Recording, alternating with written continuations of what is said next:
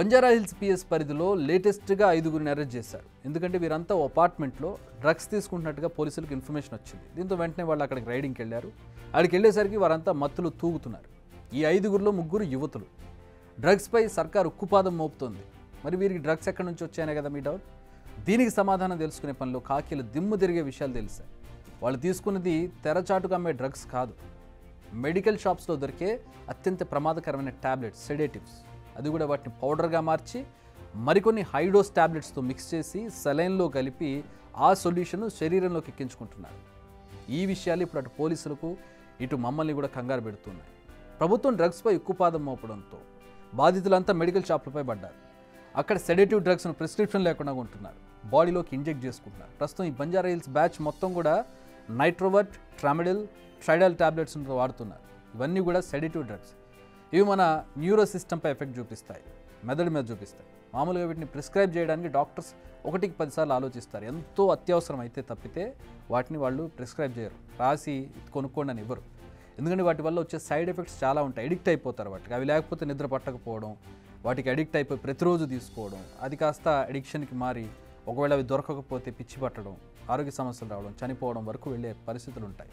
అందుకే వీటిని కొంత త్వరగా డాక్టర్లు ప్రిస్క్రైబ్ చేయడం. అలాంటి ట్యాబ్లెట్స్ను అంగట్లో అప్పనంగా కొనుగోలు చేస్తున్నారు. ఇప్పుడు వీరంతా 6 నెలలుగా ఈ టైప్ డ్రగ్స్కి అడిక్ట్ అయ్యారు. అప్పటి నుంచి వీరికి ప్రిస్క్రిప్షన్ లేకుండా ఈ ప్రమాదకర ట్యాబ్లెట్స్ని సప్లై చేస్తున్నారు కొందరు పెడ్లర్స్. అది కూడా డోర్ డెలివరీ. అంటే ఇప్పటికే చాలామంది ఇలా చేస్తూ ఉండొచ్చు. పోలీసులు ఎంట్రీ ఇచ్చే వరకు వారంతా మత్తులో ఉన్నారు, ఎవ్వరూ కూడా సోయిలో లేరు. అంతేకాదు, ఆ అపార్ట్మెంట్లో 52 గ్రాముల పౌడర్తో పాటు 40కి పైగా సిరంజులు దొరికాయి. వీరంతా ఫస్ట్ ఒక ట్యాబ్లెట్తో మొదలుపెట్టి ఆ తర్వాత డోస్ పెంచుతూ పోయారు. ఎందుకంటే నిషా పెరగడానికి ఒక్క ట్యాబ్లెట్ తీసుకుంటే కిక్కు రావడం లేదని బాధితులు ఇన్వెస్టిగేషన్లో చెప్పారు. దీన్ని బట్టి వారు ఏ రేంజ్లో అడిక్ట్ అయ్యారో, వారి హెల్త్ సిస్టమ్ ఏ విధంగా దెబ్బతిందో ఊహకే అందడం లేదు. ఇదే కదా మేము మొదటి నుంచి చెప్తున్నాం. నిజానికి ఈ దారుణాలను మొదట గుర్తించింది బిగ్ టీవీని.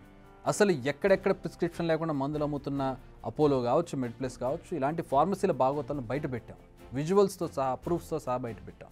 ఇంత జరుగుతుంటే మీరంతా ఏం చేస్తున్నారని అధికారులను కూడా ప్రశ్నించాం. కానీ ఇప్పుడు ఈ కేసులు చూస్తుంటే పరిస్థితులు ఇంకా పూర్తిగా మెరుగుపడలేదని తెలుస్తోంది. ఇలాంటి ట్యాబ్లెట్స్ అందించడానికి కూడా ఓ ముఠా పనిచేస్తుందన్న విషయం ఇప్పుడు వెలుగులోకి వచ్చింది. అంటే ఈ డ్రగ్స్ భూతాన్ని తరిమి కొట్టాలని ఎంతగా ప్రయత్నిస్తున్నా సరికొత్తగా పుట్టుకొస్తుంది అనే విషయం ఇక్కడ అర్థమవుతుంది. మొన్నటి వరకు చాప కింద నీరులో డ్రగ్స్ విస్తరించడానికి పోలీసుల నిర్లక్ష్యం కారణమైంది. ఇప్పుడు వాళ్ళంతా యాక్టివ్ మోడ్లోకి వచ్చి రైడ్లు చేస్తూ ఆ డ్రగ్స్ని పట్టుకుంటూ ఉండేసరికి ప్రస్తుతం వీళ్ళంతా మెడికల్ షాప్ మీద పడ్డారు. ఇది డ్రగ్ కంట్రోల్ అధికారులు నిద్రలో జోగుతున్నట్టుగా మనకు కనబడుతుంది.